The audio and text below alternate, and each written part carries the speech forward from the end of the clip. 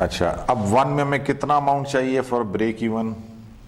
36.37। This is B, 36.37 divide by C. See next cash flow कितना है जिसमें हमें पॉजिटिव हो रहा है? 41.32।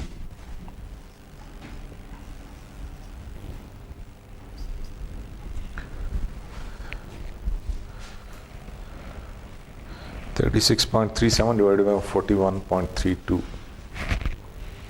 जो आंसर आएगा उसमें 1 प्लस कर लें। 1.88 ईयर्स। ठीक है, ये डिस्काउंटेड पे बैक में एक स्टेप ऐड हो गया। वो पे बैक पीरियड में हमने डायरेक्ट कैश फ्लोज के ऊपर क्यूमुलेटिव कैलकुलेट कर लिया था। यहाँ पे हमने पहले एक स्टेप ऐड किया, सिर्फ हमने जो हमारा कैश फ्लोज हैं उसका प्रेजेंट वैल्यू कैलकुलेट किया और फिर उसकी हमने क्यूमुलेटिव प्रेजेंट वैल्यू कैलकुलेट की।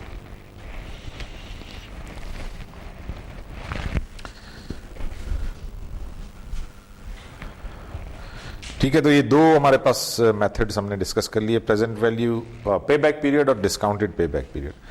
Now third method is NPV, net present value. Net present value is sum of the present value of all cash inflows and outflows of a project. ठीक है, सब जितने भी हमारे इनफ्लोज और outflows हैं cash के, उन सब उस प्रोजेक्ट के उन सब की प्रेजेंट वैल्यू कैलकुलेट कर लें और उनको ऐड कर लें, तो ये हमारे पास नेट प्रेजेंट वैल्यू आ जाएगी। अच्छा जी, अब यहां पे हम इस प्रोजेक्ट एल की एनपीवी कैलकुलेट करते हैं।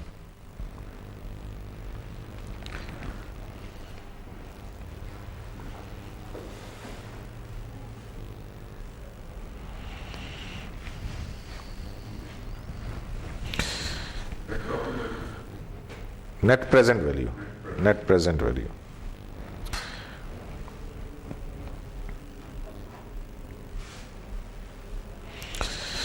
अच्छा, प्रोजेक्ट एल में हमारे पास कैश फ्लोज थे -100 एट ईयर 1, एट टाइम 0, यानी -100 मीन्स $100 हमने इन्वेस्ट किए हैं। After year 1 we will be getting $10, then $60 and then $80।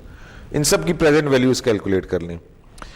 जो हमने आज इन्वेस्ट किया है उसकी प्रेजेंट वैल्यू भी वही होगी, -100 रहेगा, उसको कैलकुलेट करने की जरूरत नहीं है। आगे हमने किए हैं सारे PV, present value of $10 is 9.09, present value of 60 is 49.59, present value of 80 is 60.11। इन चारों को ऐड कर लें आपस में, this will be the net present value. ठीक है, सिंपल है। इसमें भी हमने प्रेजेंट वैल्यूज ही कैलकुलेट करनी है और प्रेजेंट वैल्यूज को आपस में ऐड कर लें तो net present value.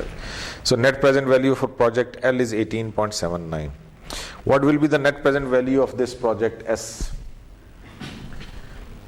सिर्फ यहाँ पे एक चीज ऐड करनी है ना, नहीं कुछ भी नहीं, इनको ऐड करना है बस।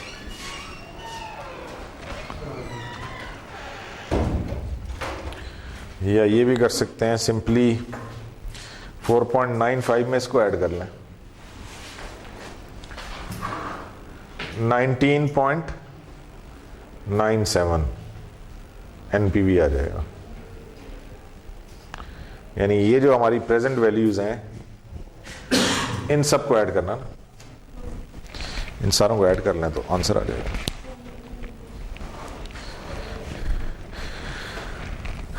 सो दिस इज एनपीवी 9, वही आ रहा है प्रोजेक्ट एल का एनपीवी 19.98 आ रहा है, हमारा 97 आ रहा है। ठीक है, पॉइंट कई डिफरेंस है।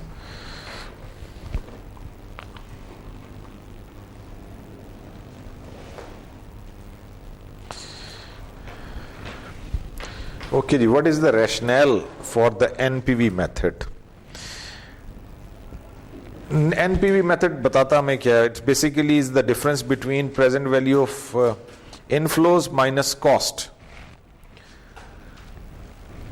$100 हमारी कॉस्ट थी ना, और उसमें से हमने प्रेजेंट वैल्यू ऑफ अपने जो इनफ्लोज थे उनका डिफरेंस ले लिया। अगर ये पॉजिटिव आ रहा है तो it means there is a net gain in wealth. Criteria ये है कि अगर एनपीवी पॉजिटिव है तो प्रोजेक्ट ठीक है, उसमें इन्वेस्ट कर लें। जो 100,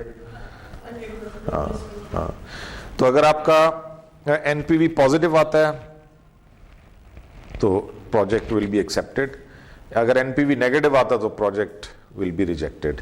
अगर ये इंडिपेंडेंट प्रोजेक्ट पे लगाना है, अगर म्यूचुअली एक्सक्लूसिव प्रोजेक्ट्स पे लगाना है, यानी दो प्रोजेक्ट हैं, दोनों में से एक एक्सेप्ट होगा, अगर दोनों का पॉजिटिव आ रहा है तो जिसका ज्यादा आ रहा है पॉजिटिव उसको एक्सेप्ट कर लो।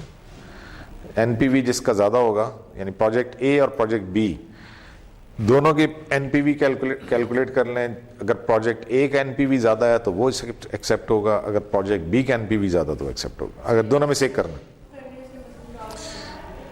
एक में पैसा इन्वेस्ट करना है, किस में इन्वेस्ट करेंगे? तो हाँ, कैपिटल बजटिंग है ना, हमने दो प्रोजेक्ट्स हमें आ रहे हैं सामने और उनमें से एक चूज करना है, तो फिर जिसमें हमें एनपीवी ज्यादा मिलेगा हम वो चूज कर लेंगे। और अगर एक ही प्रोजेक्ट है और हमें क्राइटेरिया इसी प्रोजेक्ट के बारे में डिसाइड करना है तो हम देखेंगे अगर एनपीवी पॉजिटिव आ रहा है तो ठीक है, इन्वेस्ट किया जा सकता है, नेगेटिव आता है तो उसमें इन्वेस्ट नहीं किया। If projects are independent accept if the NPV is greater than zero, वही अगर एक ही प्रोजेक्ट है और उसका एनपीवी पॉजिटिव है तो एक्सेप्ट कर लें। If projects are mutually exclusive accept projects with the highest positive NPV, those that add the most value. अगर इन दोनों का हम कंपेयर करें, प्रोजेक्ट एस और प्रोजेक्ट एल का भी हमने पीछे कैलकुलेट किया था, प्रोजेक्ट एल का है 18.79, प्रोजेक्ट एस का है 19.98, तो फिर इस बेसिस पे हम प्रोजेक्ट एस को एक्सेप्ट करेंगे, प्रोजेक्ट एल को एक्सेप्ट नहीं करेंगे।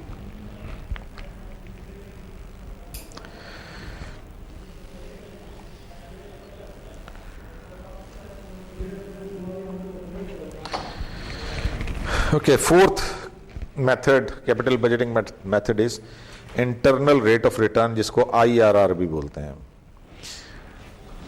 IRR is basically the rate या डिस्काउंट रेट ऑफ, वो जो हम रेट यूज करते हैं ना कैलकुलेशन में, प्रेजेंट वैल्यू के अंदर कैलकुलेशन के लिए हमने रेट ऑफ इंटरेस्ट यूज किया ना, तो IRR हमें वो रेट बताता है कि जिस पे जाके आपका एनपीवी जीरो हो जाएगा, यानी अगर आपको ये रेट मिल रहा है तो आप ब्रेक इवन पे हैं। IRR is that rate of return which forces NPV to be zero. तो इसमें फिर क्राइटेरिया ये होता है कि जी आपका जो IRR है वो आपके कॉस्ट ऑफ, जो आपका कॉस्ट ऑफ कैपिटल है उससे ज्यादा होना चाहिए, तो फिर तो आप इन्वेस्ट करेंगे, फिर वो ज़ाहिर रिटर्न मिलेगा। अगर आपका IRR जो है वो आपकी कॉस्ट ऑफ कैपिटल से कम है तो फिर आप उस प्रोजेक्ट में इन्वेस्ट नहीं करते हैं। तो कैसे कैलकुलेट होगा जी IRR? अब इस ये थोड़ा सा एक मुश्किल काम है, मुश्किल काम कंप्यूटर पे तो कोई मुश्किल नहीं है, और उसकी जो है वो बने हुए फॉर्मूले, उसमें आप कैश फ्लोज डालें तो आपको कैलकुलेट करके दे देता है। साइंटिफिक कैलकुलेटर पे भी, वो जो फाइनेंशियल कैलकुलेटर उस पर भी कोई मसला नहीं है, उसमें भी IRR का बटन है, आपने कैश फ्लोज एंटर करने हैं और वो आपको कैलकुलेट करके दे देगा। मसला आप लोगों का जिन्होंने पेपर में कैलकुलेट करना है, क्योंकि ना कैलकुलेटर है और ना फाइनेंशियल कैलकुलेटर नहीं है ना, किधर है? खर्चा करें फिर 10-15 हज़ार का मिल जाएगा फाइनेंशियल कैलकुलेटर, वो खर्चा कर लें, या ये मेथड सीख लें जिसको ट्रायल एंड एरर मेथड कहते हैं। वो क्या तो नहीं, इतना भी मनी नहीं है, बहुत आसान है, ये भी जिंदगी इतनी मुश्किल नहीं है, आसान है। ये IRR का मेथड इंटरपोलेशन मेथड एक है जिसे हम यूज कर सकते हैं ना, ट्रायल एंड एरर मेथड भी इसको कहते हैं, कि जिसके जरिए से हम internal rate of return calculate कर सकते हैं। एग्जाम्पल है, ये एक प्रोजेक्ट है which has an initial outlay of $240,000, यानी ये उसकी इन्वेस्टमेंट है उस प्रोजेक्ट में। The estimated cash flow for the project are as follows. अब नेक्स्ट 5 years में हमें जो उसमें कैश फ्लोज एक्सपेक्टेड है वो गिवन है। The companies required rate of return is 13%। Calculate the IRR for the project. अच्छा जी, अब ये इस मेथड का तरीकाकार ये होता है कि हम इस पे जो हमें डिस्काउंटेड रेट दिया हुआ ना, जो रेट ऑफ रिटर्न दिया, उसके हिसाब से हम इसके एनपीवी कैलकुलेट कर लें। तो इस प्रोजेक्ट का एनपीवी अगर हम कैलकुलेट कर लें एट 13%, करें ना जरा,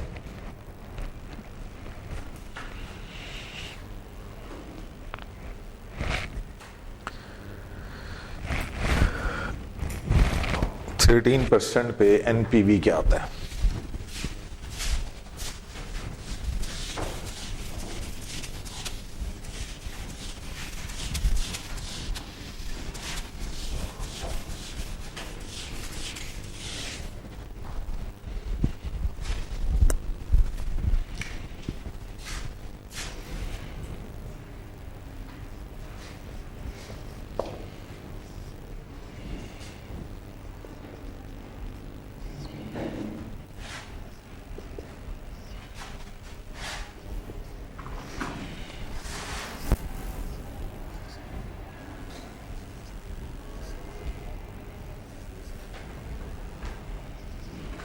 इन्वेस्टमेंट टू 40,000,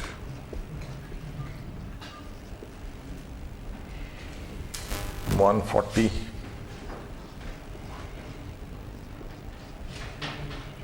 $80,000, 60,000, 20 और 20.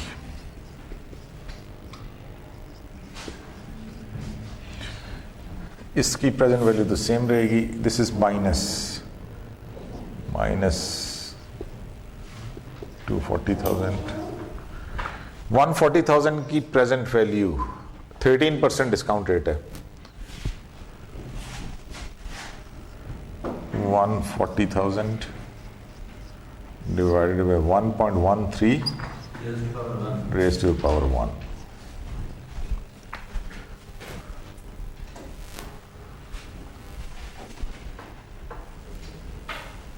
कितना था भाई?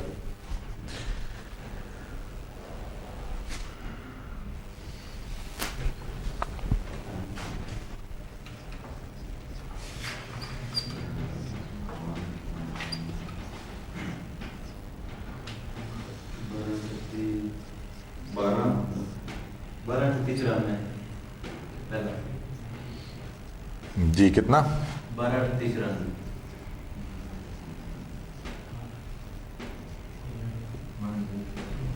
123894.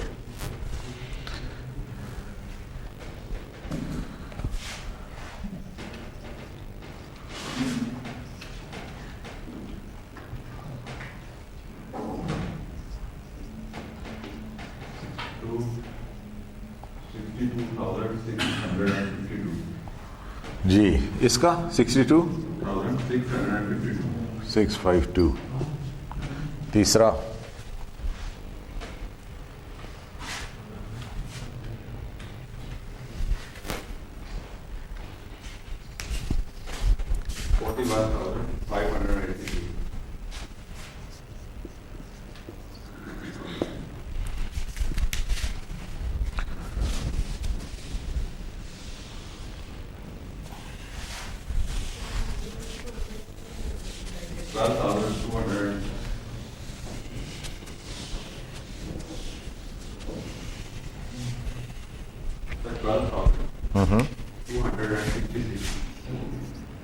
$63?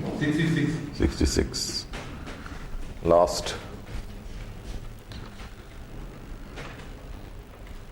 $10,851.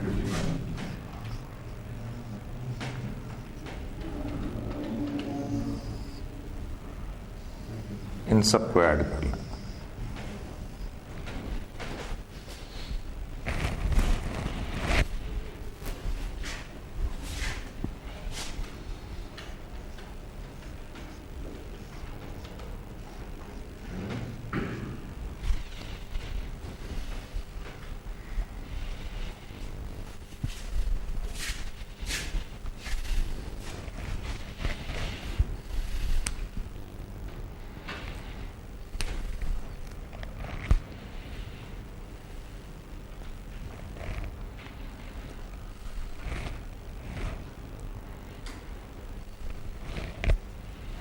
$491. 250.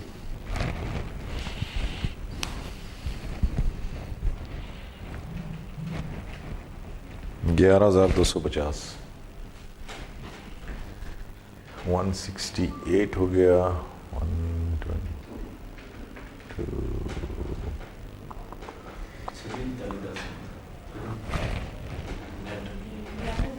हाँ 11,250 ठीक है. 11,250 आता है भाई. पहला माइनस है ना. ये आ गया एनपीवी. 13% जब हमने रेट ऑफ इंटरेस्ट यूज किया तो हमारे पास पॉजिटिव आ गया. अच्छा इस मेथड में जो हम मेथड यूज करें इंटरपोलेशन वाला मेथड, इसमें अब हमें एक हमें इंटरेस्ट रेट मिल गया जहां पे एनपीवी पॉजिटिव है. अब हमने एक और इंटरेस्ट रेट निकालना जहां एनपीवी नेगेटिव हो. तो अगर 13% पे पॉजिटिव है तो लाजमी बात है ये 20 पे नेगेटिव ही होगा. तो आप डायरेक्टली 20 पे भी जा सकते हैं, लेकिन चूंकि मैंने 17 पे कैलकुलेशन की हुई है उस पर भी नेगेटिव आ रहा है तो हम उस पर चलते हैं, 17% पे कैलकुलेट कर लेते हैं। पेपर में थोड़ा सा आप मार्जिन रख के करेंगे ना तो आपको दूसरा ही कोई भी रेट हो जिसमें नेगेटिव आए, ठीक है, 17 हो, 18 हो, 20 हो, 25 हो, कुछ भी कर लें। तो हम 17% पे चूंकि कैलकुलेशन हुई भी है तो मैं उसको लेके चलता हूँ, 17% पे कैलकुलेट करके देखते हैं। सेम वही है सारा कुछ, एनपीवी निकालना है।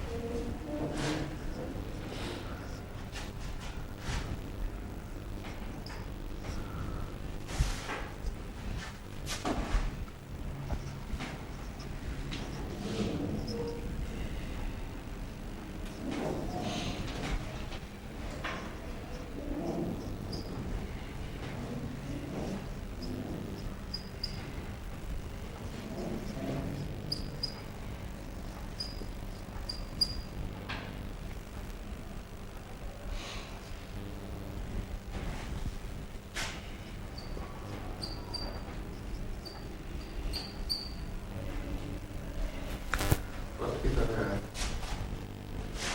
119,618। है फर्स्ट की नहीं करनी, वो तो उसका तो कुछ नहीं करना। जीरो वाले की तो प्रेजेंट वैल्यू जीरो ही होती है ना, वो जीरो नहीं होती। 140 वाली है। हाँ, उसकी कितनी है? 140 कितनी आती है? सर 119,658। 19658, ठीक है ना। ये 140,000 divided by 1.17 raised to the power 1। इस तरह 80 वाले की आ जाएगी 80,000 1.17 रेज़्ड टू द पावर 2। 58,441। इस तरह 60,000 की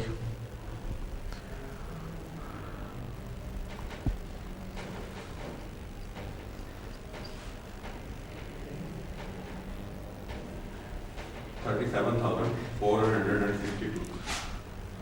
37,462 20,000 का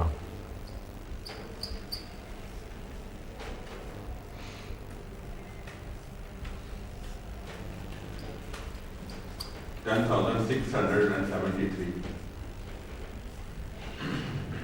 10 1,673।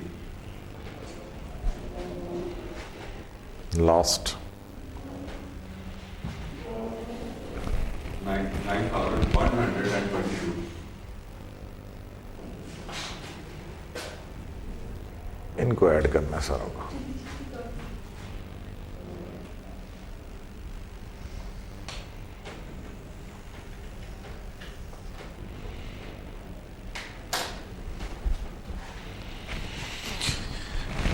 अच्छा जी, मेरे पास आता है -4643।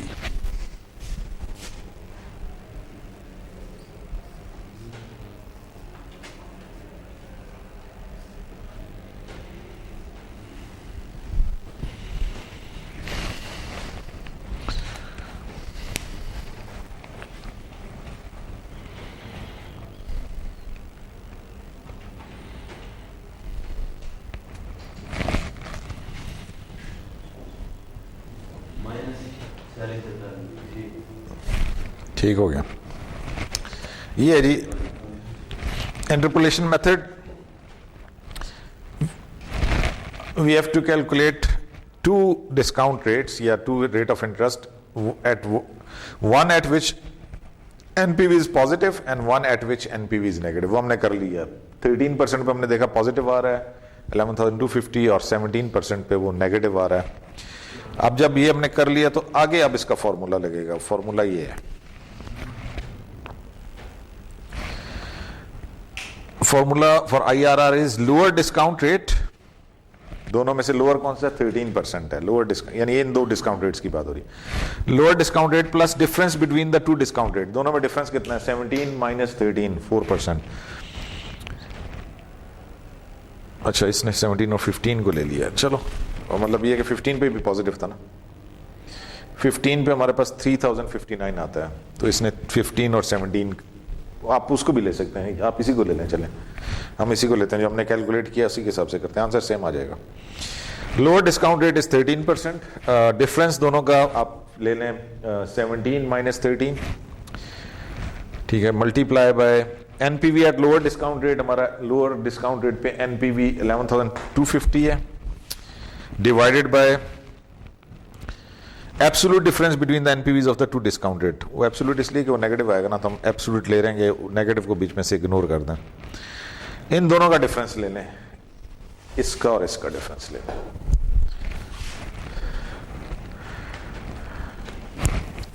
चलें, अच्छा इसने और तरीके से कि हम इसको यहाँ पे कर लेते हैं, वहाँ रेट डिफरेंट लिया ना, उसने 13 और 15 लिया, हमने 13 और 17 लिया, तो उसके हिसाब से कैलकुलेट कर देते हैं।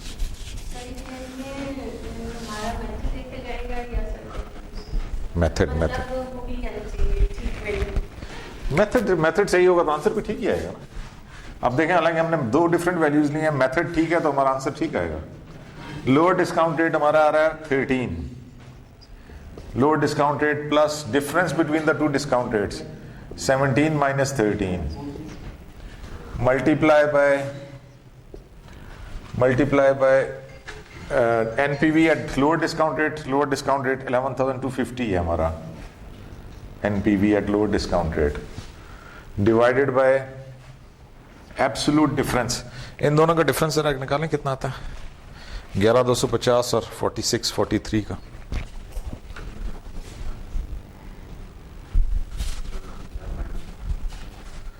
$4643।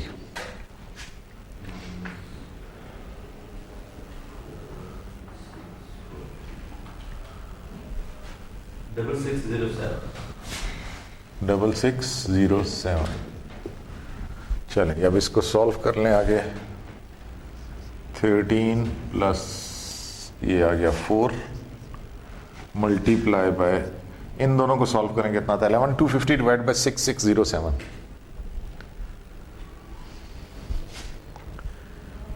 11,250 डिवाइड बाय 6607,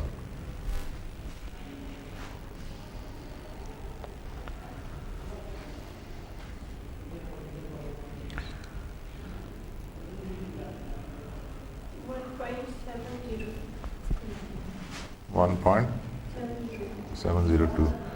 इसको मल्टीप्लाई कर लें 4 के साथ, 1.702 मल्टीप्लाई बाय 4,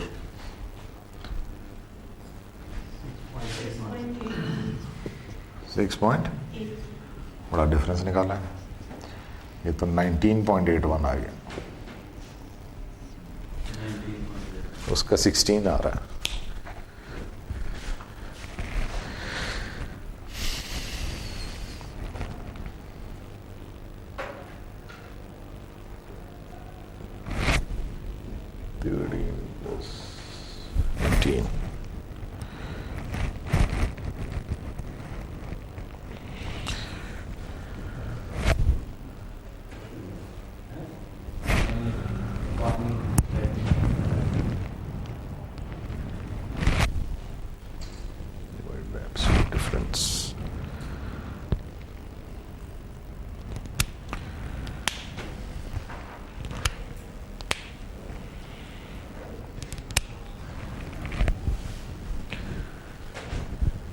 ये आंसर ठीक नहीं है, इसलिए कि ये एनपी, ये आईआरआर 13 और 17 के बीच में आना चाहिए, ये तो 19 आ रहा है, कैलकुलेशन में कोई मसला है। तो सर ये जो जब ये डिफरेंस सर ये डिफरेंस 17 देखें ना सर, 2 13 और उसका डिफरेंस 4 जी 17 तो ये तो है। सर अगर अलजेब्रिक सम करना है दोनों पर, फिर तो ये आएगा 6607 डिवाइड किया। अगर सर ये दोनों में माइनस है तो वो ऑलरेडी माइनस में है, तो ये दोनों प्लस हो जाएंगे। प्लस होंगे ना, प्लस होंगे, प्लस होंगे, ठीक कह रहे हैं। वो फिर बनेगा सर कैलकुलेशन नहीं, ये वाली गलत है मेरा ख्याल है, ये गड़बड़ है, ये इसमें ये गड़बड़ है। 4 6 ये 15,893 यहाँ पे आया। हाँ कुछ बात बनती है 15 893 ठीक है। अब डिवाइड करें 11 to 50 और 15893 को।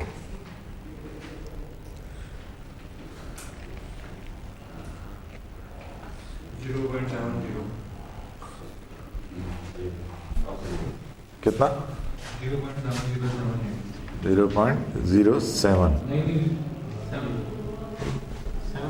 2.83 0.7 है सर 0.7 0.7 1583 आप कितना आया 707 ठीक है। ये 1583 जवाब आता है। ये इसका क्या आया 2.83 आता है हाँ आप ठीक हो गया ना 2.83 2.15.8 उधर देखें बात करीब आ गई ना।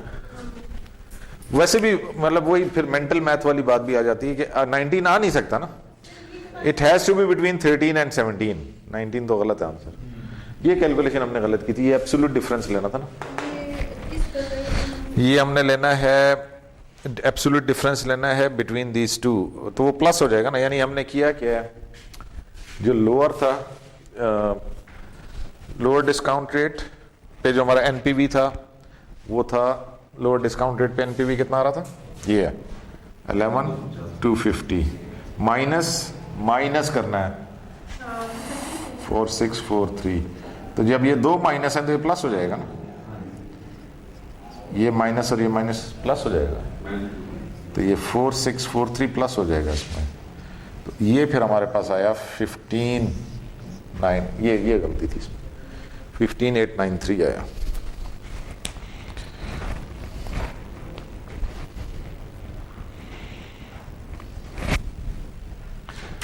ठीक है। तो हमने अलग ऑल्दोस ने जो था जो एग्जाम्पल में उसने 17% और 15% लिया, हमने 13 और 17 लिया, लेकिन आंसर हमारा सेम आ रहा है। तो इससे फर्क नहीं पड़ता। यानी हमें कोई भी दो रेट्स चाहिए, एक रेट वो हो जिसमें एनपीवी पॉजिटिव हो, एक रेट वो हो जिसमें एनपीवी नेगेटिव हो। बस ये दो रेट जब आ गए तो फिर अगला फॉर्मूला यही है lower discount rate plus difference between the two discount rates multiply by NPV at lower discount rate divided by absolute difference between the NPVs of the two discount rates. तो this is an interpolation method है। इससे हम IRR calculate कर लेंगे। ठीक है जी। तो अब इसमें जो आईआरआर का रैशनल है, अगर हमारा IRR weighted average cost of capital यानी जो कॉस्ट है उससे ज्यादा आता है तो फिर हम exceed if IRR is greater than weighted average cost of capital तो फिर हम प्रोजेक्ट को एक्सेप्ट कर लेंगे। ठीक है। यानी हमारी कॉस्ट कम है और हमारा रिटर्न ज्यादा है, इंटरनल रेट ऑफ रिटर्न ज्यादा है और कॉस्ट कम है तो सर लाजमी बात है कॉस्ट कम है रिटर्न ज्यादा तो एक्सेप्ट हो जाएगा। अगर आईआरआर कम है और कॉस्ट ज्यादा है, IRR is less than weighted average cost, तो फिर हम इसको रिजेक्ट कर देंगे। अगर दोनों प्रोजेक्ट्स इंडिपेंडेंट हैं तो जिसका आईआरआर ज्यादा होगा, सॉरी इंडिपेंडेंट है फिर तो दोनों का, क्योंकि आईआरआर जो है weighted average cost of capital से ज्यादा तो फिर हम दोनों एक्सेप्ट कर लेंगे। दोनों प्रोजेक्ट्स में जो है आईआरआर जो है उससे ज्यादा आ रहा है। अगर एक को एक्सेप्ट करना तो फिर जिसका आईआरआर ज्यादा होगा उसको एक्सेप्ट कर लेंगे। बस इसमें ये चार ही मेथड हैं। These are the 4 methods that will be covered. क्या टाइम हो गया जी? पिछले लेक्चर के 2 क्वेश्चंस रहते हैं, वो कर लें पहले और फिर ब्रेक कर लें। मुझे अभी याद आया कि हमने सारे नहीं किए थे। ये कोई जो बात में ना उसमें भी थोड़ा टाइम होना चाहिए। हाँ ताकि चीजें ना वो सही कर सकें। सही। जल्दी में ना कैलकुलेशन सही नहीं हो। ठीक है। तो पहले वो 2 क्वेश्चंस करके ब्रेक कर लें, फिर ब्रेक के बाद आके क्वेश्चन कर लें। सर ये सवाल अगले लेक्चर में करेंगे। अभी ब्रेक करते हैं, ब्रेक के बाद फिर सेपरेट नहीं करते हैं। करते हैं ना आपने चाय पी ली, उन्होंने नहीं पी। चाय नहीं पी थी वो सब बहुत ज्यादा मेरा एलर्जी सीजन है तो वो स्टार्ट हो गया है हाँ। तो सिर्फ इसलिए ग्रीन टी पी थी ताकि ऐसा कुछ तो वो पीना चाहते हैं सारे, कहते हैं हम जरा चाय पिए हैं फिर आके। ठीक है ब्रेक कर लें जी। ब्रेक